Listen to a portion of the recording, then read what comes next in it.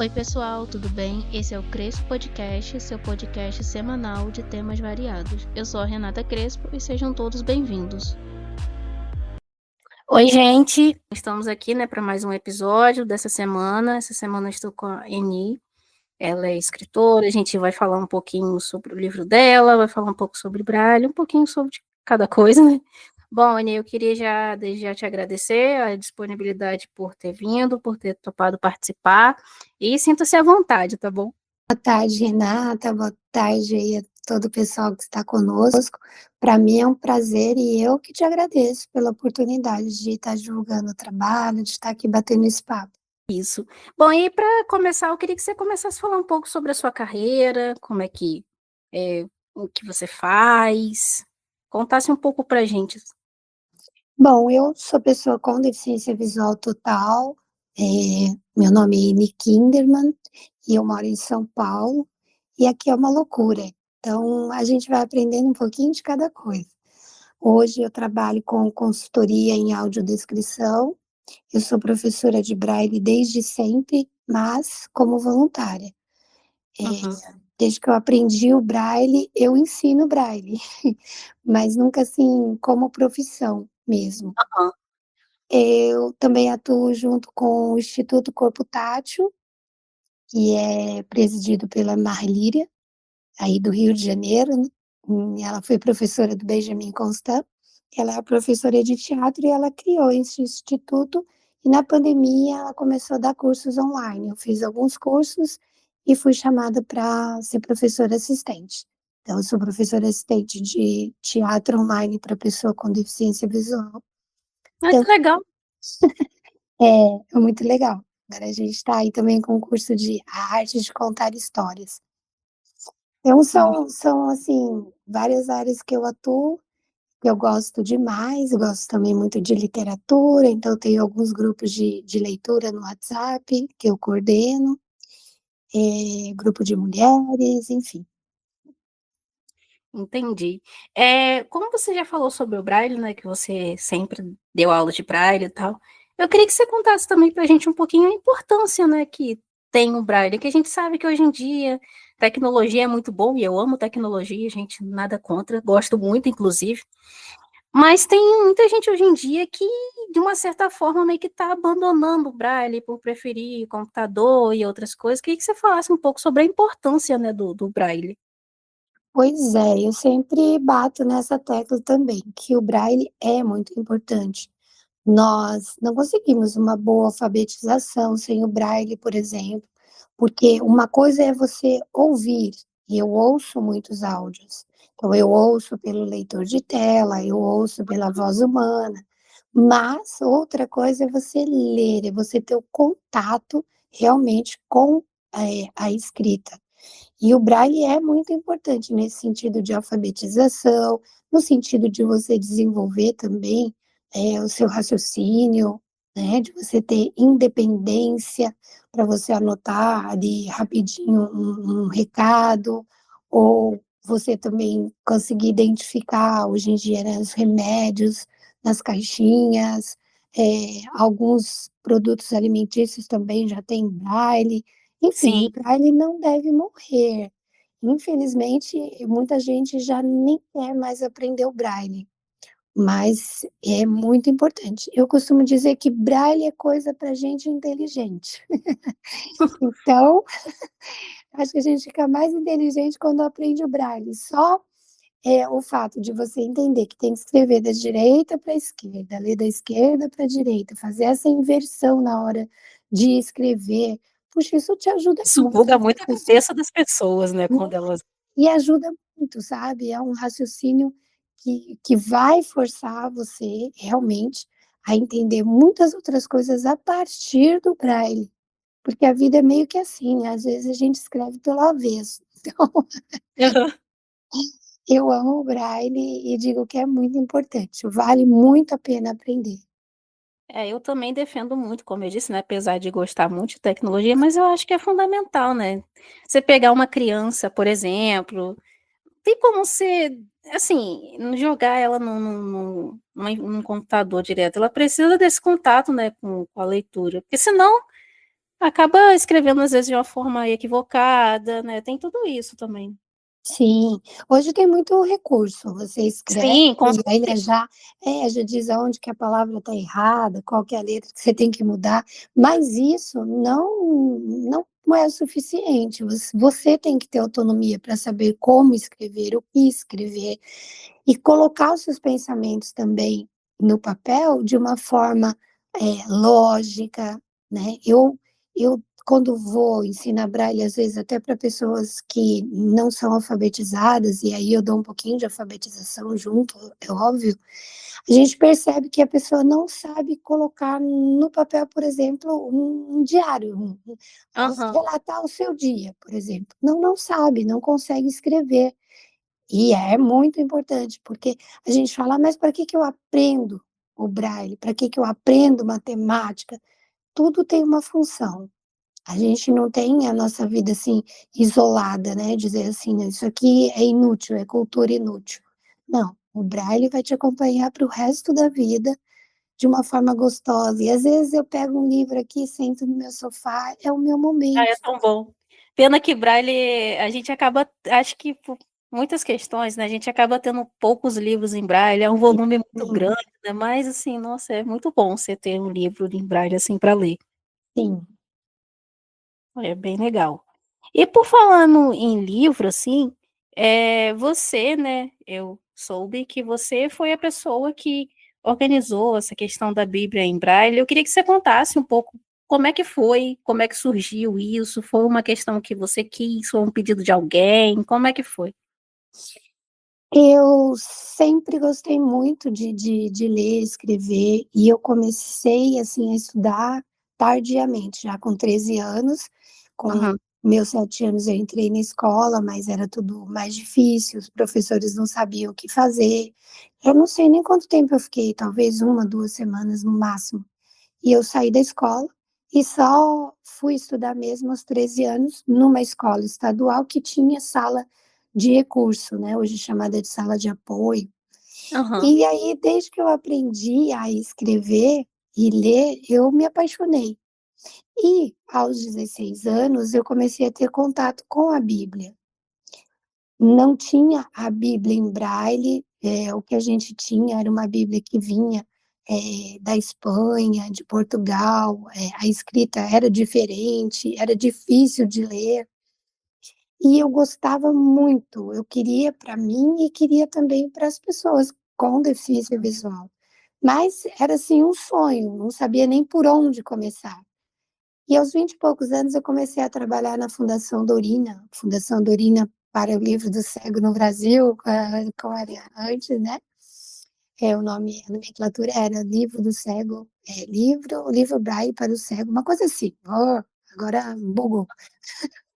Mas a Fundação Dorina de hoje, eu fui revisora Braille lá, e tive mais contato ainda com Braille, era uma paixão, né, ficar revisando ali os livros Imagino. de Clarice Lispector, e eu tô ali lendo, e eu falei: "Puxa, e a Bíblia?", né, porque a gente não tem a Bíblia, a palavra de Deus, essa palavra que é tão boa, que é tão completa, a gente Uhum, não tem em Braille, então era um desejo que eu já tinha no coração. E eu conheci a Maria Antônia, que era telefonista lá na época, e conversando com ela, ela também, gostava de ler a Bíblia e tudo mais, ela era da igreja batista, eu também era de uma igreja evangélica, sou até hoje, e nós conversamos, e ela tinha o mesmo desejo de ter a Bíblia. Então, nós nos reunimos mais, assim, para ter algum tipo de literatura, tá, a gente não tem, mas a gente pode escrever alguma coisa, vamos pensar, vamos. uhum. Ela reuniu mais algumas pessoas que ligavam para a fundação, que ela conhecia, e nós fizemos uma reunião muito sem grandes pretensões, mas para a gente conversar mesmo sobre o Braille, sobre o que a gente poderia conhecer ou fazer com termos de literatura.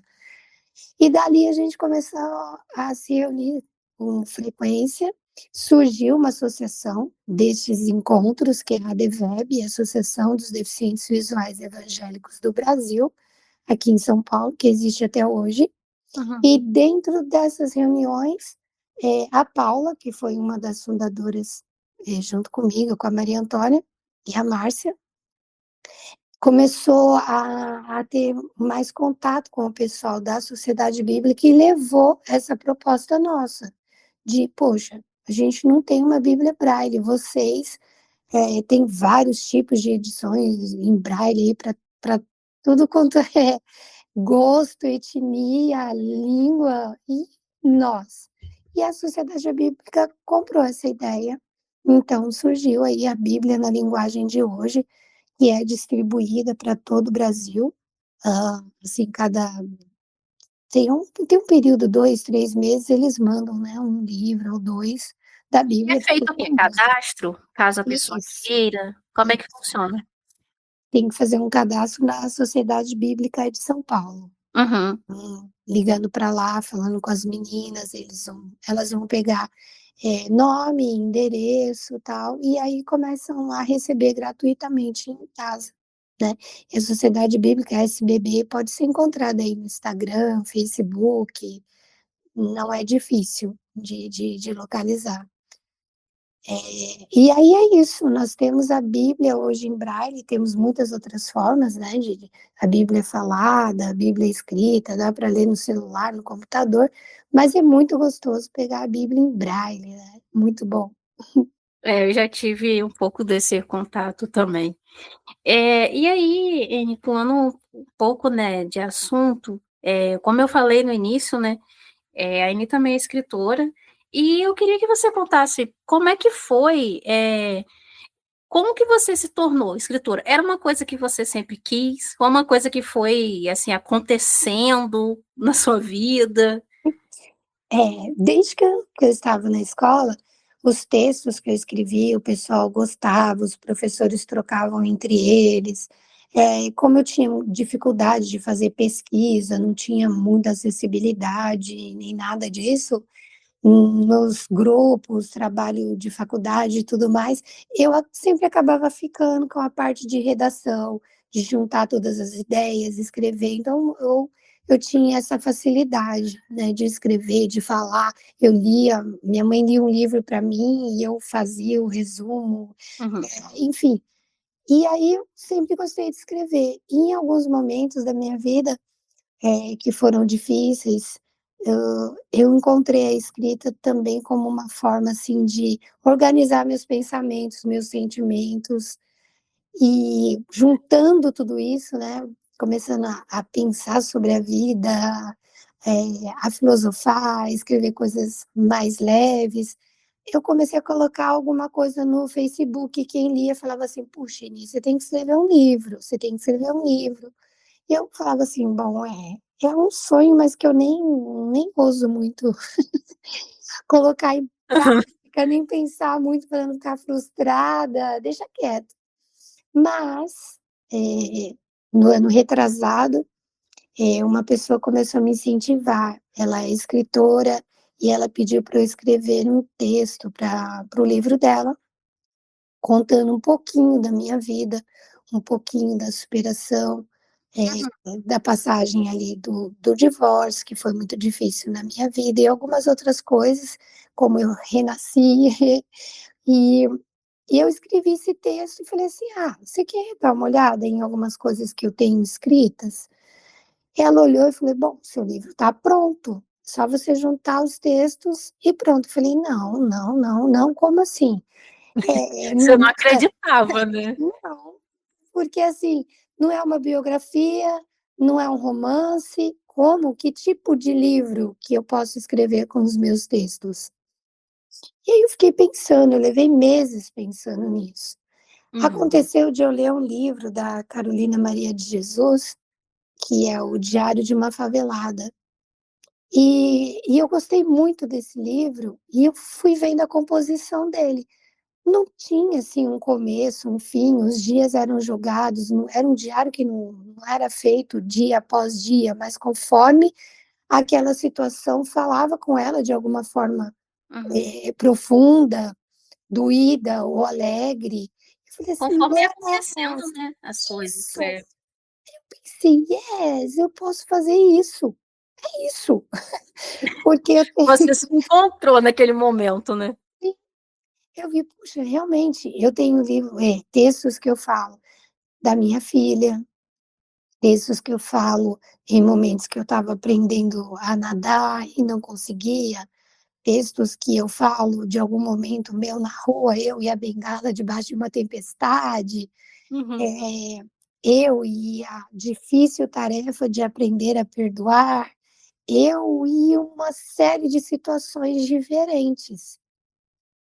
E, de repente, aquilo não fez sentido para mim, passou a ser dentro de mim pequenos fragmentos que hoje compõem o mosaico que eu sou. Eu sou uma colcha de retalho, todos nós somos, né. Nós uhum. temos aí diversos coloridos na vida, diversos momentos na vida, e tudo isso nos faz ser quem somos. E eu comecei a acreditar nessa, sei lá, nessa possibilidade, vamos lá, vou pensar com carinho, até que essa pessoa, né, que era essa escritora, a Deucleide Britos, ela olhou para mim e falou assim: "Bom, você está enrolando demais, te dou 3 meses para você me mandar esses textos e bora lá publicar". E aí eu falei assim: "Quer saber?", eu orei, pensei, conversei com algumas pessoas, falei: tá bom, vou me desafiar". Outra coisa que também me impedia é, assim, a autocrítica. Na Ai, autocrítica é mas muito ruim, né, pra todo mundo, eu acho. gente, não, e aí o que que as pessoas vão achar, o que as Aham. pessoas vão dizer? Não, e se for uma porcaria, ninguém E gostar? aí você fica nesse, né, nesse si, e aí você parece que você vai ficando preso, tipo. Exatamente. Até que eu decidi, falei: "Quer saber?". Eu fui tentando me melhorar meu autoconhecimento, me entender, e eu compreendi: "Gente, essa sou eu. O que eu escrevi aqui são verdades minhas, que não são necessariamente verdades dos outros". Então, Uhum. assim, não cabe, pode me criticar quanto à escrita, se é um livro agradável ou não, se vale a pena ou não, isso é um direito de cada um, e eu tenho que entender isso. Agora, o que eu escrevi, a minha verdade é minha, então bora lá, É a sua vou história, né, e era a sua acabou dando história muito vivendo. certo. Ah, que bom. Acabou dando certo, é um livro, assim, chama-se Aprendendo com o Pai, As Cores da Minha Existência. E eu Uhum. queria, que a capa transmitisse isso para as pessoas. Então eu falei para minha filha, eu falei assim: "Amor, eh, eu queria que essa capa fosse muito colorida, umas cores muito suaves que se mesclassem e que viessem de cima para baixo, que tivesse um caminho". E ela fez esse desenho exatamente assim. Então o livro, a capa do livro é bem colorida, com cores bem suaves se mesclando, tem um caminho azul bem estreitinho de cima para baixo, tem umas bolinhas marrons, assim, nesse caminho, e esse caminho vai dar na cabeça de uma mulher, estilizada no rodapé da capa. E é isso, eu acho que é bem isso, são as cores da minha existência, que podem ser as cores da sua existência ou não. Mas a verdade é que cada um de nós precisa aprender a colorir a vida com as tintas que nos aparecem, porque Sim, com certeza. nem sempre tudo que nos acontece é agradável, né, ou nós estávamos preparadas para aquilo ou não. Mas tá ali, você tem o pincel, que é a sua atitude, é a sua postura, é como você vai reagir, e a tinta são as situações da vida. Então bora lá colorir, vamos mesclar isso, né. Pois é. E aí, eu queria que você falasse como é que foi para você, né, fazer um livro, né, sendo cega, como que era esse processo? Os textos eu comecei a escrever num computador de mesa, Uhum. não em braille, porque em braille eu comecei a escrever, mas era difícil, quando eu errava eu queria apagar, reescrever, então eram folhas e folhas, e falei: "Bom, vamos tentar de outro jeito". Aí eu comecei no computador, hoje eu escrevo, no próprio celular, com um tecladinho ou no celular mesmo. Algumas vezes não dá para escrever, então eu ligo o gravador ou ali a mensagem de voz do WhatsApp, e eu falo o que eu estou pensando. né, a ideia que vem ali na mente na hora, e depois eu coloco em escrita. Então os meus textos eu fui escrevendo assim, depois corrigindo, arrumando, enfim. E na hora de catalogar isso, eu fui pensando quais os textos que poderiam fazer sentido para as outras pessoas. Alguns eu omiti, outros eu achei que tudo bem, e aí eu fui fazendo essa seleção. Mandei para Deucleide, ela mandou para a editora, que tinha sido a editora do livro dela. Uhum. Eles gostaram, e aí o livro foi sendo produzido. Eu fiz poucas tiragens, né, do livro físico, mas está na Amazon o e-book, e também agora já está gravado o audiobook, que logo, logo vai estar aqui no YouTube. Aqui no YouTube, lá no YouTube. Uhum. Onde eu estou? No YouTube também, né? Então, aqui no YouTube, Interessante, pronto. vou querer ler depois. Com É. certeza. E aí, né, quase, né, encerrando nossa conversa, você já citou algumas coisas, mas eu queria que você falasse um pouco mais sobre o livro, né? Você contasse um pouco mais dele. Por exemplo, eu tenho alguns textos, né, falando de ansiedade, que é um mal do século. É verdade. De repente bate uma ansiedade, e aí você faz o que com isso? Eu senti vontade de falar sobre a ansiedade que eu estava sentindo no momento, e eu me lembrei de que quando a minha filha era pequenininha, ela era muito ansiosa. Então, se eu falasse para ela assim: "Tá, amanhã nós vamos em tal lugar", puxa, ela não dormia. Nossa, Não dormia. Eu deitava do lado dela e ela falava assim: "Mãe, hoje já é amanhã?" Aí eu: mais criança, né? "Não, amor, dorme, hoje não é amanhã, hoje é hoje". E aí passava um pouquinho, ela ia pegando no sono, ela: "Mãe, hoje já é amanhã?" E aí eu escrevi um texto juntando a experiência, né, de uma forma um pouco poética. As pessoas dizem que eu escrevo de uma forma um pouco poética, não é assim tão pão, pão, queijo, queijo, né, eu coloco algumas figuras ali para ilustrarem o que eu estou sentindo, o que eu estou pensando. Então, os textos foram nascendo assim. Neste livro, eu tenho esse sobre ansiedade. No momento, então, também que eu passei por esse momento, por esse período difícil da minha vida, que eu comentei aqui do divórcio, Uhum. eu tinha que aprender a abrir mão.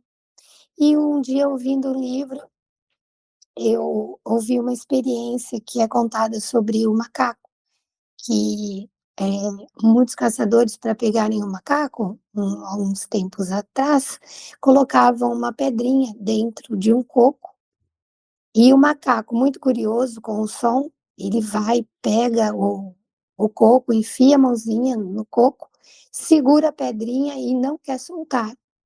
Então, com a Aham. mãozinha fechada, o macaco não consegue se libertar do coco. Para ele tirar a mãozinha do coco, ele tem que Ele tem abrir. isso, E aí, se ele abrir a mão, ele perde a pedrinha, que ele julga ser mais importante do que tudo. Ele deixa de olhar para a vida, ele deixa de ter medo do caçador, ele não consegue mensurar que ele não vai conseguir subir numa árvore, se defender ou qualquer coisa assim. Ele fica focado apenas em guardar aquela pedrinha. E aí eu falei: "Gente, eu estou fazendo isso na minha vida. Eu estou fazendo exatamente isso. Eu preciso aprender a abrir mão para eu sim. conseguir, recomeçar, conseguir fazer outras coisas, Seguir recriar". a vida, né? E aí nasceu o texto, Aprendendo a Abrir Mão. O livro fala muito de mim, mas eu acho que ele acaba conversando de diversas formas com as pessoas que leem. Então eu acho que é bem isso na nossa vida, de pessoa com deficiência visual, por exemplo, nós precisamos abrir mão de muitas coisas, sabe. Nós precisamos ter coragem para sair de casa, coragem para usar uma bengala, coragem para admitir que nós temos algumas limitações e está tudo bem, Uhum. coragem para recomeçar toda vez que for necessário, sabe. Então E não é fácil, né? não é fácil. A gente sai na rua, a gente ouve tanta coisa, né, do tipo: "Ai, é tão bonitinha, pena que é cega". Nossa, gente, essas frases, enfim, aí você suspira, porque olha, é muito difícil. Sim, sim. E todas as vezes nós precisamos achar um ponto de equilíbrio, precisamos recomeçar do ponto que nós paramos, e não simplesmente fazermos o contrário, né: "Ah, não, tá difícil lá fora, eu tenho que depender de pessoas para atravessar uma rua, eu enfio o pé no buraco, eu piso onde eu não gostaria de pisar, eu ouço coisa", não. Ah, é difícil? Tá. Eu não vou negar isso, mas eu preciso abrir mão, nesse sentido, de que tá, tá doendo, tá, mas eu vou deixar isso de lado, eu não vou segurar isso na minha vida, eu não vou levar isso para mim como sendo, o mais importante, porque tem muito mais além. Eu posso É, driblar essa situação. Então vamos embora. Eu acho que meu livro conversa dessa forma, sabe. A partir de cada vivência, de cada pessoa, os textos vão falar de um modo diferente. Eu acho que é bem isso. isso aí. Bom, Eni, eu queria te agradecer muito pelo papo de hoje, agradecer, né, a sua disponibilidade em ter topado em vir.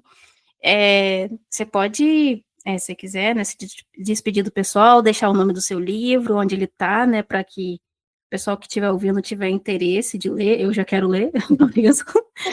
Mas para o pessoal que queira, né, a gente dá uma preferência, dá uma força para ela também, e é isso, sinta-se à vontade. Ah, eu que agradeço, é muito gostoso estar aqui participando com você desse podcast, conhecendo você também um pouquinho. E para os ouvintes aí, podem procurar na Amazon pelo nome do livro, que é Aprendendo com o Pai as Cores da Minha Existência, ou pelo meu nome, que não é muito simples, né, Eni. O Eni até que é fácil, E-N-I. Agora o Kinderman é com K e 2 N's no final. E aí eu vou ficar muito contente se vocês me procurarem no Instagram, me mandarem uma mensagem, e se lerem o meu livro ou no audiobook que vai estar disponível ou no e-book agora, e comentarem comigo como é que as minhas experiências tocaram vocês. Isso para mim, essa troca é maravilhosa. Então, muito obrigada pelo carinho, que Deus abençoe, parabéns pelo seu trabalho, Obrigada. forte abraço.